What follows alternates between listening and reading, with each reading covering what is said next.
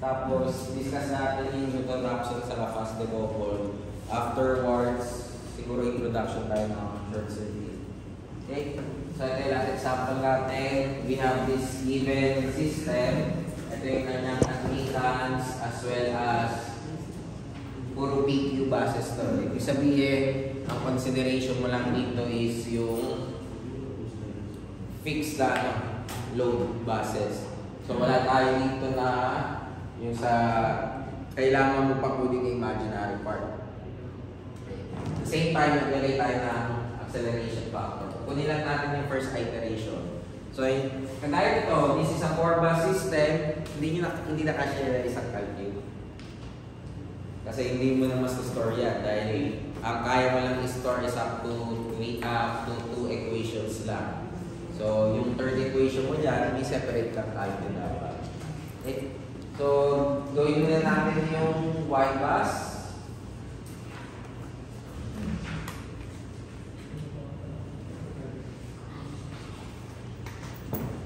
Ano yung Y11 natin? In polar format.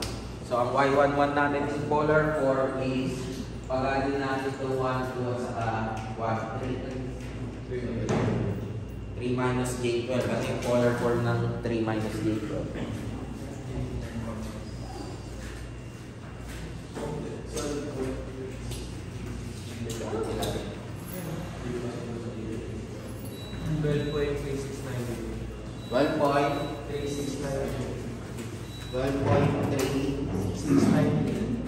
Bar angle 963. So yun yung ating 1, 1. Ano yung 1, 2 natin? Yung negative na 2 minus J8. So ano yung negative ng 2 minus J8? Tapos saka polar form 8.2462 bar angle negative 75. Hindi. Ito times ko nga na negative 1 yung 2 minus J. Kasi ano yan of diagonal, diba? Ano yung angle? 1.062.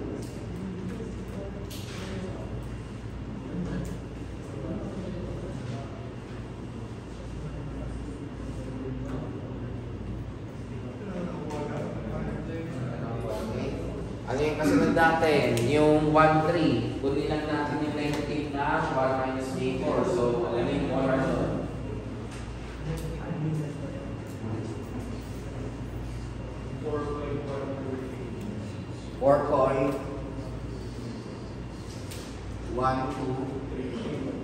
Bar angle. Kunin natin yung times mo na negative 1 ha.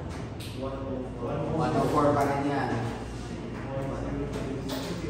60. Yung sagot natin take note of diagonal tayo Dinamil natin ang Newton's matrix. So, pag inomera ng of diagonal ito, magiging negative 1 plus J4 to.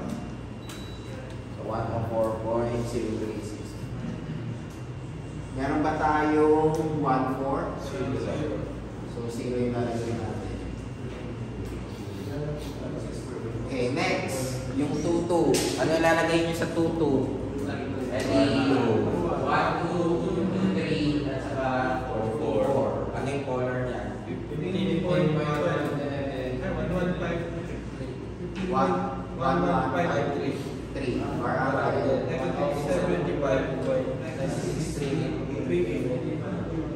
9638. Okay? Next, yung 2, 3. Ito yun. Kunin nyo lang yung negative na 2, 3. Saka polar. Polar lang yung kailangan. 2.74. 2.74. 59. 56. Bar angle. Same 104. 7460. Angle 104.036.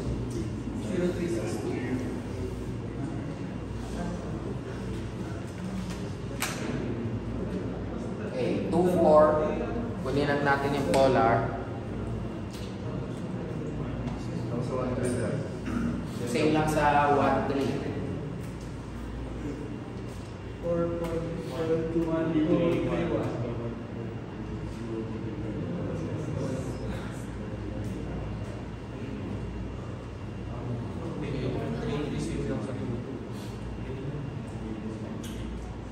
Okay, then 3,3. Same lang process.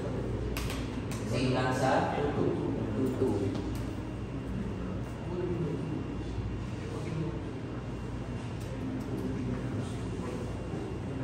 Ah, 3,4. 2 minus J. Same lang sa 1,2.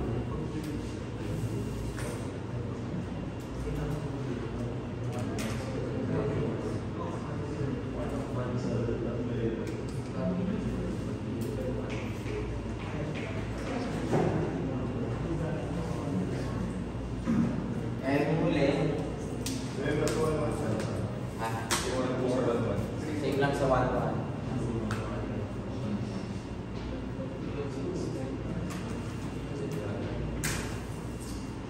Okay. So yan yung ating Y-bus. Gagamitin natin yan. Okay. Next, lagay tayo ng mga assumptions natin, ay yung ating mga given. So syempre, una yung B1, hindi magbabago yan. 1.5 bar 0. Yun naman yung nakalagay sa kanya, di ba? 1.05. 0. Sorry kung isa. Then yung P2 minus JQ2 natin, ilan yung makukuha natin? 0.5 minus J.2.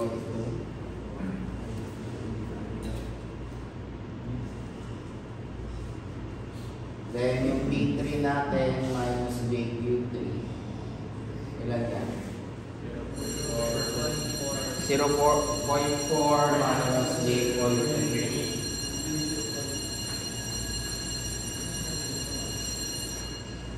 And yung P4 natin minus JQ4. Ilan po? 0.3 minus J.1. Tapos may given tayo na alpha 1.6. Yung alpha na parang wala. Alam mo naman na yun na yung pag-usapan natin. Ano assumptions natin? So assumptions natin dito, yung aking V2 initial 1 bar 0. Yung aking V3 initial is also 1 bar 0.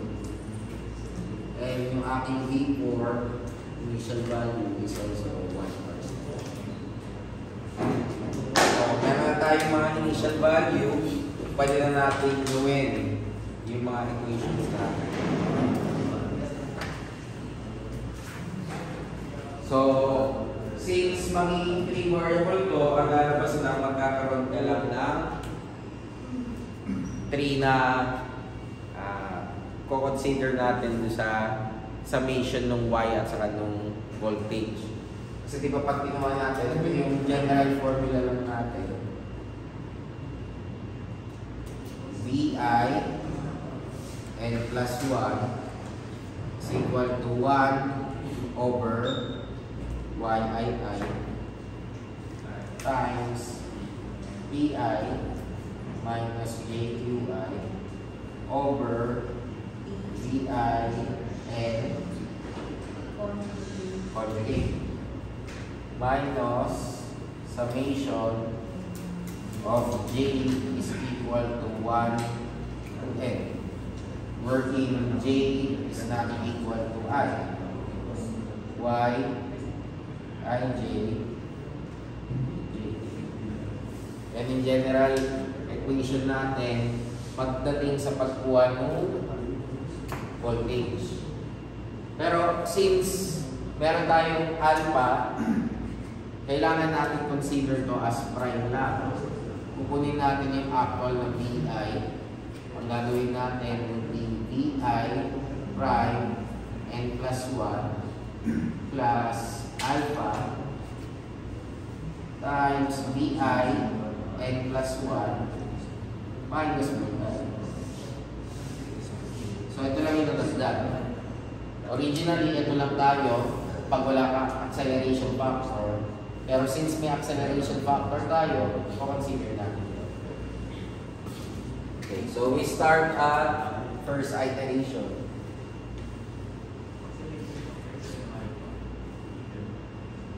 So yung acceleration factor natin si alpha. So alpha lang. Okay, so we start first with V2 prime. So is equal to 1 over y22. So ito yun. 15.1153 bar angle negative 75.9638 times P2. So 0.5 minus J.2 over 1 bar 0 conjugate minus, so yung una natin y21, so 8.2462 bar angle 104.0362 times yung ating V2 ay V1 1.06 bar 0 plus wala tayong y22 kasi sabi hindi mo daw isasama yung j is equal to 2 ha? So diretso tayo ng 23 2.7460 bar angle 104.0362 times 1 bar 0 plus yung uli natin 4.1231 bar angle 104.0362 times 1 bar 0.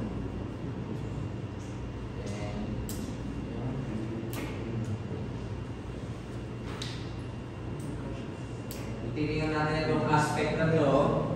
Ito V1. Ito V2. Ito V3. Then ito V2 to, ay V3 pala to, V3. Ito V4. Tapos ito V2. So ang papalitan niya lang pag sa simulate kayo is ito lang V2, V3 at saka V4. So yan yung makukuha natin dyan.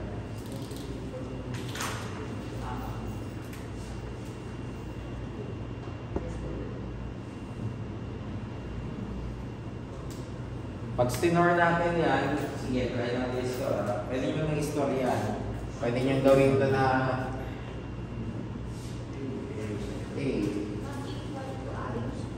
Ito B. Itong buong to C. Tapos ito D. Kaso meron pa isa. E. So kaya sabi ko nga, hindi kasi siya sa isang calcube. Kasi pagkatapos ng E, ano na yung pwede mo na lang gamitin? X, Y, and Z. Kulang tayo ng dalawang... Pwede ba F? Pwede pa ba F? Kulang pa rin tayo isa. Kaya hindi lang pwede. Ang pwede lang natin hanggang 3 bus lang. Pag gusto nyo na mano-mano siyang gawin sa calcube.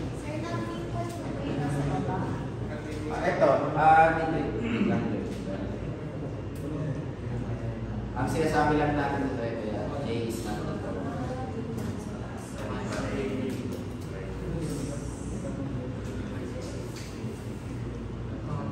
Kaya isang iteration lang yung papakita natin kasi mahirap siya gawin paulit-ulit pag calculator lang.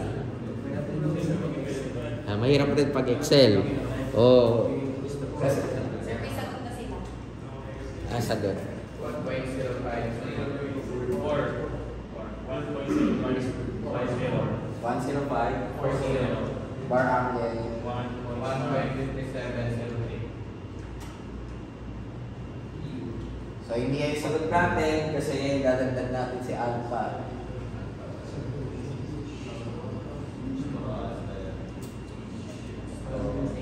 Ito yung nagpapahirap sa atin si alpha.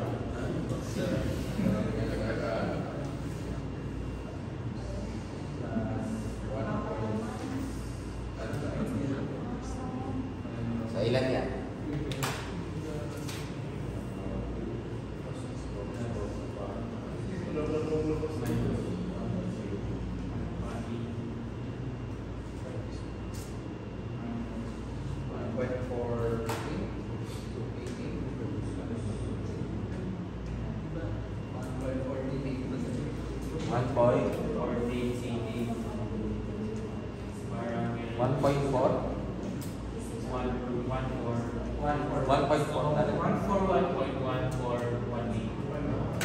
Bar angle 3.770. So ito na yung B2 natin at first iteration. Okay. Punta tayo na sa nasunod, B3. So ulitin lang natin yun. Gagamitin natin dito Y33, which is 15.1153 bar negative 75.9638 times 0.4 minus J.3 over 1 bar 0 conjugate. Same lang yung 3.3. Sabi nyo same lang. Kaya yan lang natin. Same. Minus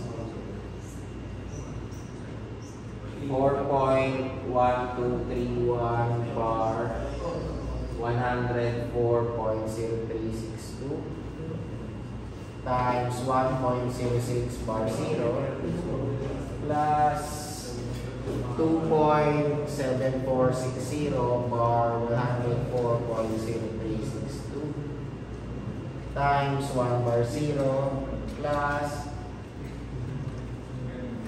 8.2462 bar 104.0362 1 bar 0. Okay. Nagkataon na parehas siya. So wala tayong problema dito sa part na to, di ba? Pwede natin gamitin to as E. Tapos ito, pwede pa rin dito. Kung stinor nyo kung stinor nyo pwede. Tapos ito, pwede pa rin to di ba? Okay. Pero itong part na to, baguhin na natin. Hindi na pwede yung wala tayong ganito, di ba? Sabihin natin F. Ito, X.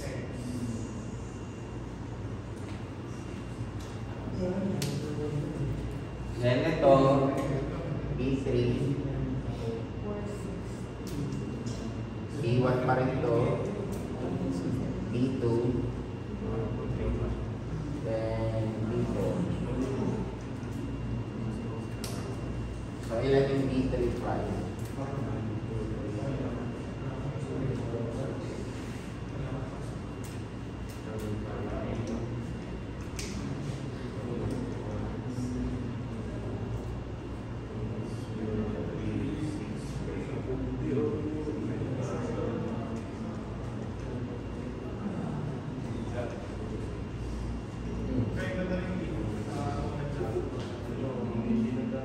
Ay, hindi pala E. Ano pala to? C. Ano? Ay, wala pala. White. Tingnan natin kung magkakasya sa isang calculus. Kasi nagkataon na pare-parehas yung element natin. Check lang natin kung magkakasya. Kung magkasya, hindi swerte nyo. Pwede pala isang calcio dyan. Pero kung hindi nagkasya talaga, i-excel yan talaga or kailangan may dalawa kayong calculator or imamano-mano nyo talaga siya.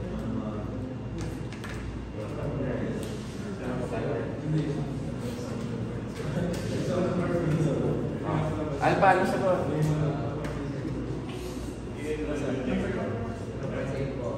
0.8438.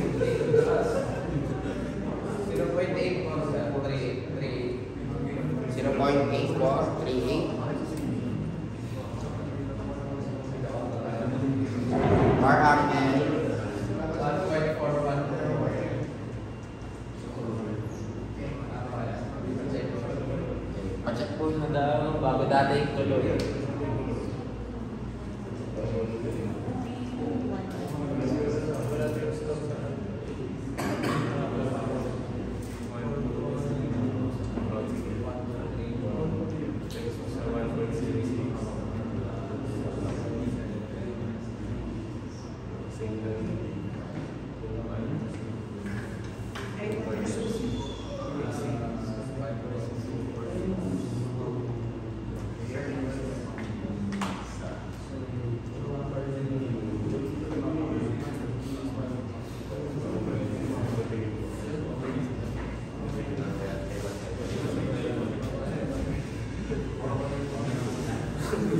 Iba yung mga ng alpha.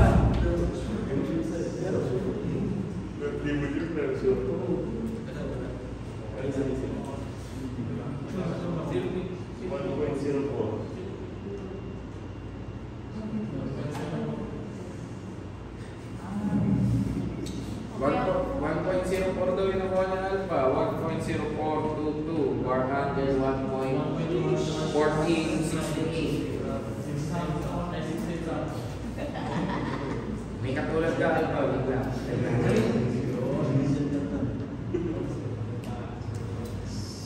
Tagal?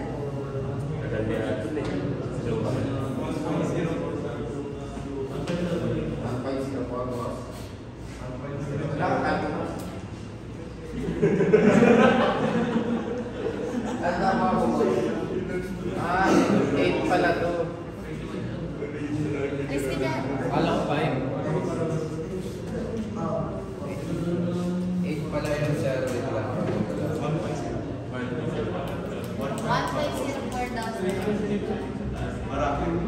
Tama sir, 1.04. 1.0422. Bar angle 1.1468. And then B3.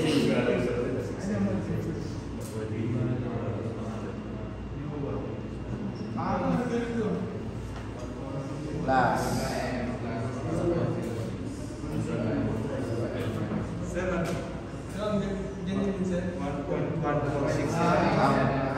One point. 1.462. Ano ba yan?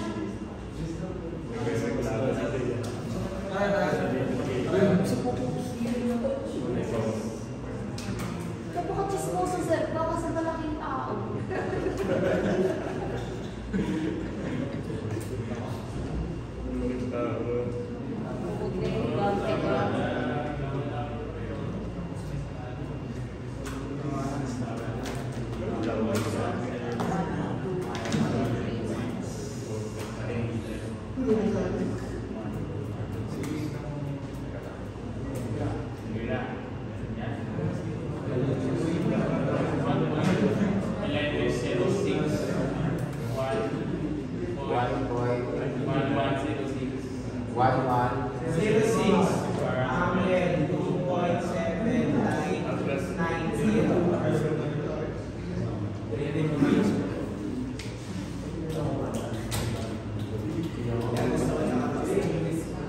So yan yung ating B3 at saka B2.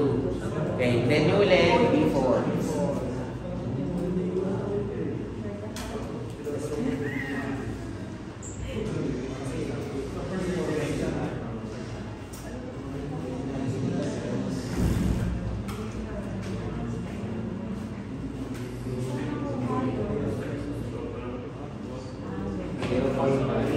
minus J.1. 1 bar 0 ulit. So, A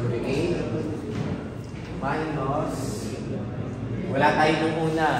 0 times 1.06 plus 4.1231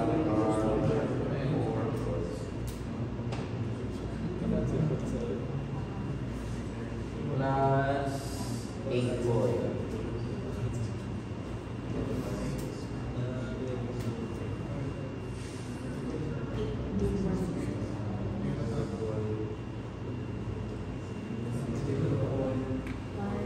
So, pag tinignan natin ito, white pa rin ito, di ba? Etong 4, ito yun. Ay, meron ba? Ito wala, di ba? Wala pa rin. So, basic variable pa pala. Pwede ba rin store sa X? Tapos ito Z.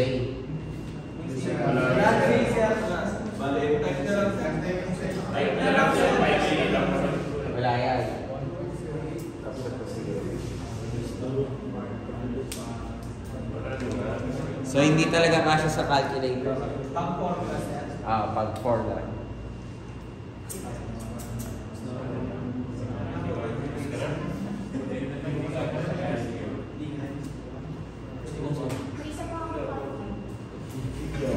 Kasama daw sa exercise para iteration. Mas particular na rin.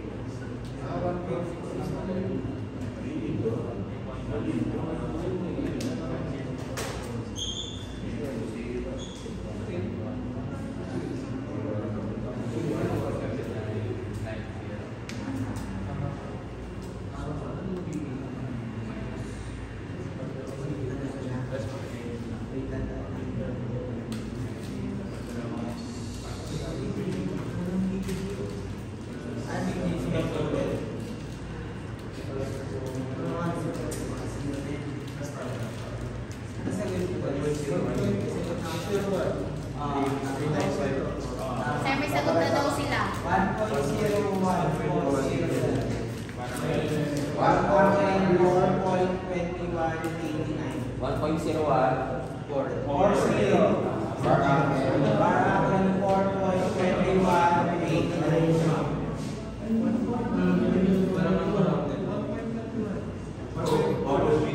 1.1.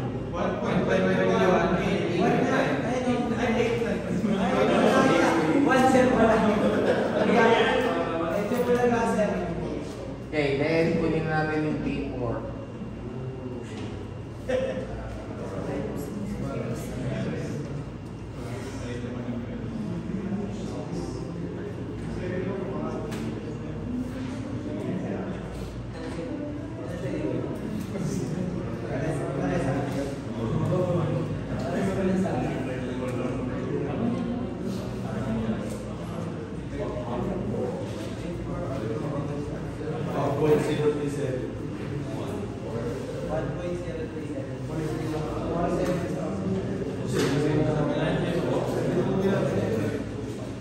Ano ba talaga?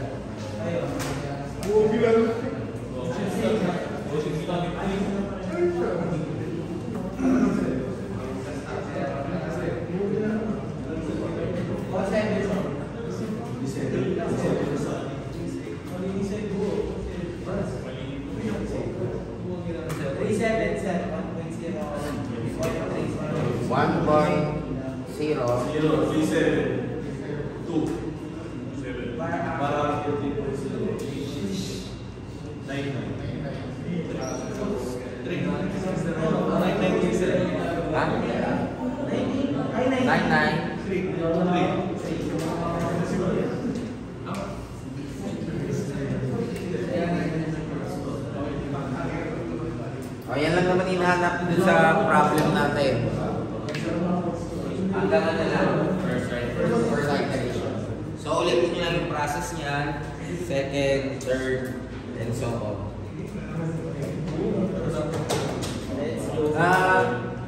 Ulitin ko lang ha, pag kinukuha nyo yung sabihin natin change, for example sa V2, ang kinukuha nyo magnitude lang. Ang ginawa nyo sa Excel nyo, complex number. Magnitude lang ang kinukuha natin ha, sinama nyo yung angle eh. So for instance, 1.0540 minus nyo ng 1, so magiging 0.0540. Tapos yung change mo sa V3, 1.0422 minus 1. Naka-absolute value tayo ha. Kasi pwede mangyari sa susunod na iteration, mas mababa siya. Bale, ano sa formula talaga muna sa Oh, kaya natin yung polar kasi kinukuha mo yung magnitude eh.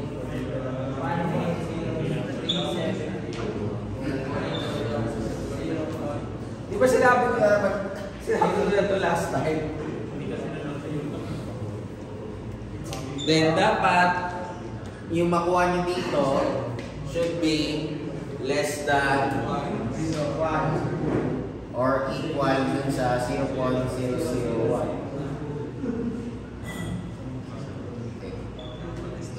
Kailangan lang if false, continue.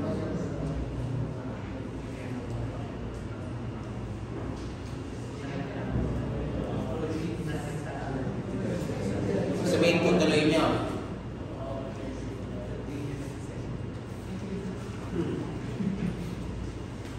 Tapos, if true lahat, stop. Kailangan lahat sila pare-parehas. Ay, lahat sila less than or equal to 0.001. Kung sabihin, hindi naman sabay-sabay. Pwede kasi mangyari mauna yung V2. Tapos yung V3 at saka V4 mo, hindi pa. So, tutuloy mo pa rin yun. ano sir, pag nagpaulit na po yung value. Walang problema. Kahit pagpaulit-ulit yung value nung V2, V3, as long as yung V4 hindi pa less than or equal to 0.001. Tapos, kung hindi yan, or and is equal to iterations. Stop lang. So, for instance, sinabi ko sa problem na 20 iterations. At 20th iteration, yung bus 4, hindi pa rin okay. Titigil ko pa rin siya. Pag paulit-ulit yung value, ang mangyari naman doon, magiging 0 naman lahat. Kasi di ba, for instance, ito yung nakuha natin. Next iteration mo, yan ulit. Pag minayos mo, sagot, 0. Pwede stop ka na rin. Kahit anong mangyari. So wala kang problem, wala kang magiging problema sa part. So ganun yung stopping criteria natin dito. Now, in some cases, pwede mo rin isama yung power. Yung real power sa reactive power. Pero kung voltage lang ang pinag-usapan mo, ito yun. Kung may power ka, ganun rin yun. Change in P is equal to absolute value of P. Kung anong iteration yan, minus yung schedule. Dapat less than or equal siya doon sa tolerance. Ganun rin isang Q.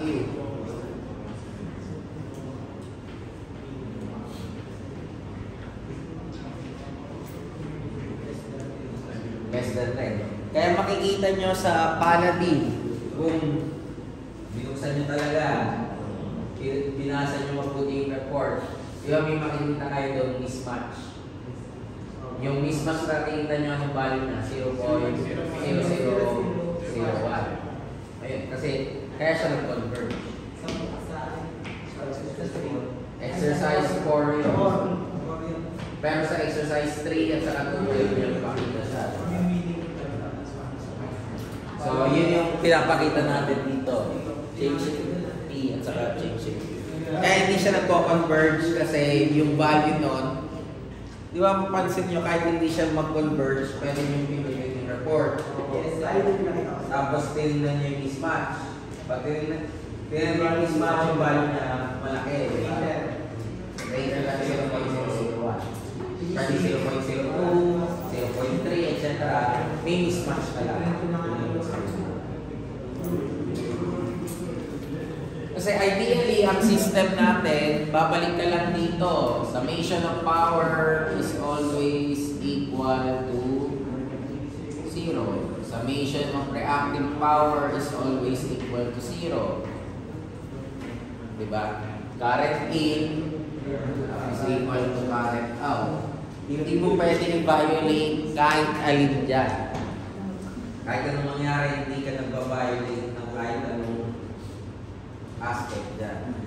Kaya nga pag let's say magtatayo kayo ng PV system or kahit anong power plant, as much as possible, check mo kung anong effect nyan doon sa buong system. Hindi pwede na magtayo ka ng 1 gigawatt dahil yun yung pwede. Kahit gusto mo magtayo ng 1 gigawatt doon sa lugar na yun, kung pag nilagay mo doon sa system natin, lalagpas yun, ano ang kasunod na mangyayari? Ito naman yung kasunod na mangyayari. Pag ang power, ang generation mo is greater than demand, frequency goes up.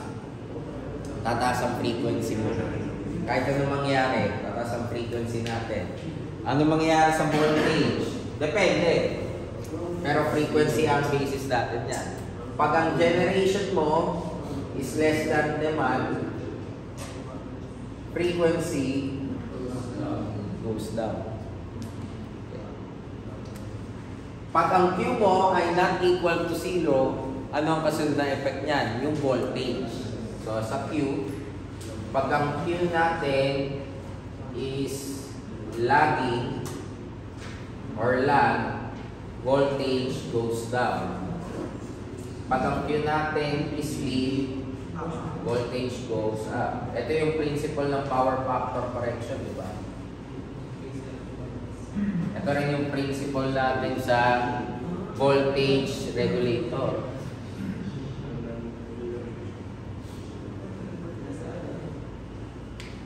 So lahat yan may effect sa system. So, yun yung ina-analyze nyo sa power system analysis natin. Hindi yan basta-basta, sige, magtayo ng power plant, okay na. Kailangan mo muna i-integrate yun sa system. Kaya yung chapter 3 nyo, ini-integrate nyo talaga sa system. Hindi pwede nagtayo ka ng plant, wala. Kasi ang ginawa ko lang doon, power plant design. Nagtayo ka ng transmission line sa substation, ang ginawa ko lang doon, substation design or transmission design. Hindi ka pa gumagawa ng power system analysis. Gagawin mo power system analysis pag nakamit mo na yan. So babalik tayo doon sa kasunod na problema. Yung yellow alert dati. Ito yung kumbaga nakikita nyo ngayon, yellow alert saka red alert. Orange, red.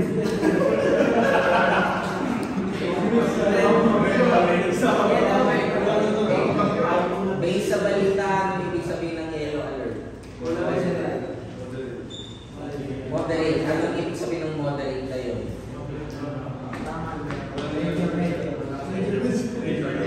Nakalagay sa balita yun kung ano ibig sabihin. Medyo Hindi na okay. Gano'n kakagaling hindi na okay. Majoration yun. Sige, search natin ha.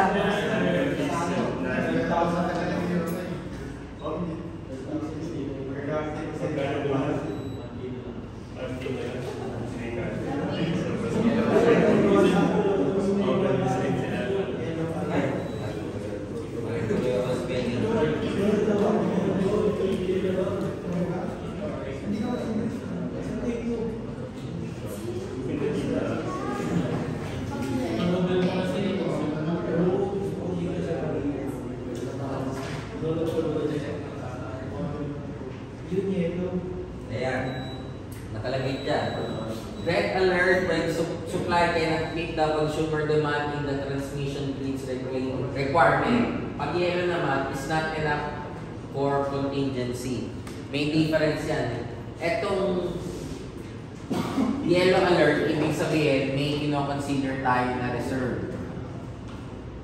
Ito, ang ibig sabihin nito, ang kino-consider na natin is demand na.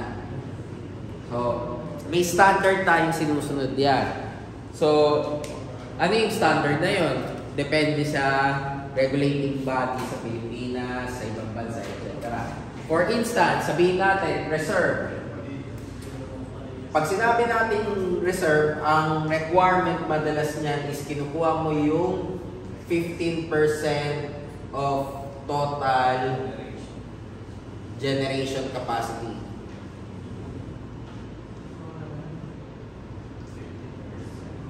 So, meaning to say, kung meron kang 100 kilowatt, dapat may reserve ako doon na 15 kilowatts. Yun ang ibig sabihin ng reserve na requirement. So, for instance, nag-schedule tayo. Maglagay ako ng schedule. Gumamit ako dito ng 9 AM, gumamit ako ng 90 kilowatts. 10 AM, gumamit ako ng 80 kilowatts. So, ang reserve ko dito ay 10. Ang reserve ko dito ay 20. Itong part na to, ito yung yellow alert natin. Yung 9 to 10. May yellow alert tayo ng 9 to 10. Kasi kulang yung reserve natin. Yun ang ibig sabihin ng yellow alert. Kumbaga, may kuryente ka. Wala kang problema sa kuryente. Pero, there is yung risk na pag tumaas siya doon, kaya pagdasal natin na hindi lalagpas dun sa below ng 15% ng capacity. Yun ang ibig sabihin na yellow alert. Pag lumabas pa, hindi lang. Warning alert yan. Alert. Basta less than 15% or kung ano yung requirement. Ito generation So nagbabago to. So ano nangyari? Sa balita, mayroong mga planta na shutdown. So ibig sabihin, yung 100 kilowatts mo na yan, bababa. Pag bumaba yan, siyempre magbabago yung percentage na consider mo. So i-check mo pa yun. Hindi siya basta-basta na kahit sabihin mo 100 kilowatts yun, tapos 15 kilowatts lang yung ginamit mo, kaso biglang naging marami nag-shutdown. Tapos yung shutdown, ginawa natin total generation capacity. Sabihin natin, ang nagtira is 51 kilowatts. Kunin mo ang 15% ng 51. 7.5 to 50. 7.65. Yellow alert pa rin yan. Kahit sabihin natin may sobra ka 1 kilowatt, yellow alert ka. Binawarningan lang natin na medyo makikita tayo ng kuryente or kumbaga mag-ingat na kasi pag biglang tumakas yung sabihin natin, nagdagdag si Lulis ng load. Kung yung nilagdag din ng load, lagpas sa reserve natin. So, kumbaga, warning lang. Hindi naman ibig sabihin mo na walang magiging problema. Okay, punta naman tayo sa red alert. Pag sinabi mo namang red alert, sabi dito, the power cannot meet the consumer demand with regards to regulating requirement, hindi necessarily equal to zero yun. Ibig lang sabihin nun is, pwede natin sabihin, demand is 85% of total generation capacity. Okay. So balik tayo dito, since gumamit ka ng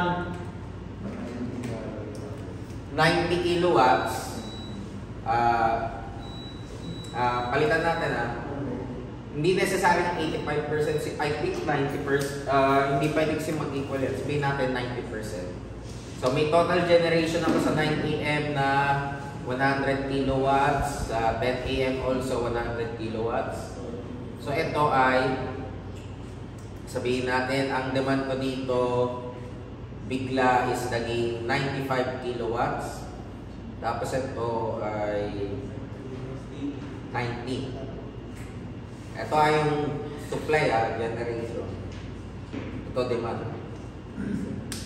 Pag kinuha mo yung percentage nito, 90%. Pag kinuha mo yung percentage nito, 95. So mag-i-issue ako ng red alert dito.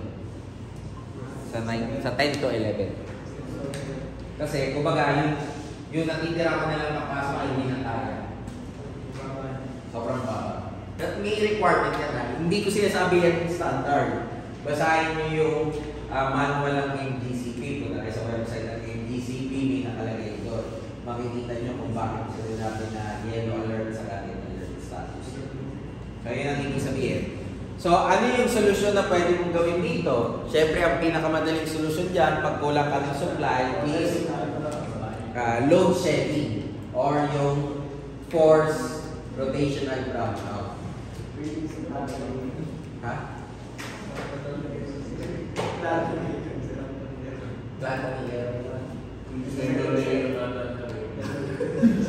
Yung design error na gagamitin natin. Hindi pwede yun. Ulitin natin na, yung ginagawa nyo ng design is planning. Tawag natin sa aspect na yan, planning.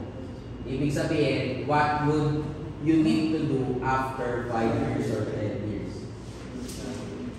Pwede ka tayo magka-project dyan, or pwede nyo rin gawin yun, which mas mahirap, ito, operation. Ang tawag natin dyan, operation.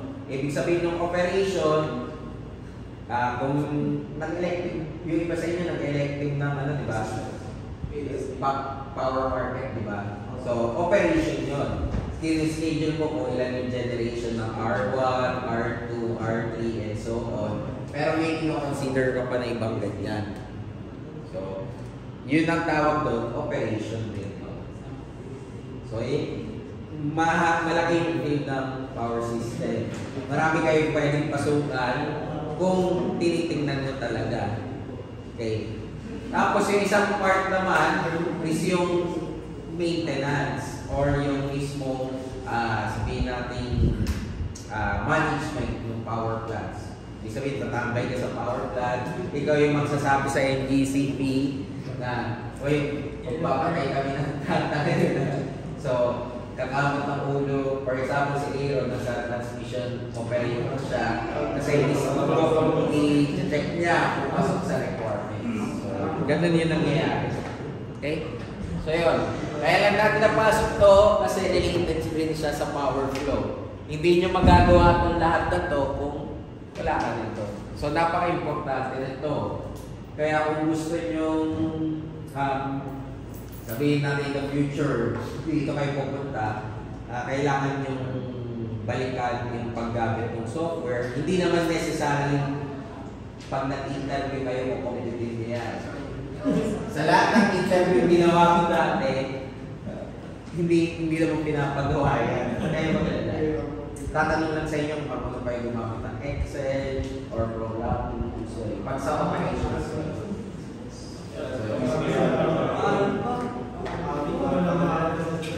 okay? Sige, kopyahin niyo muna bago tayo mag-proceed sa next part.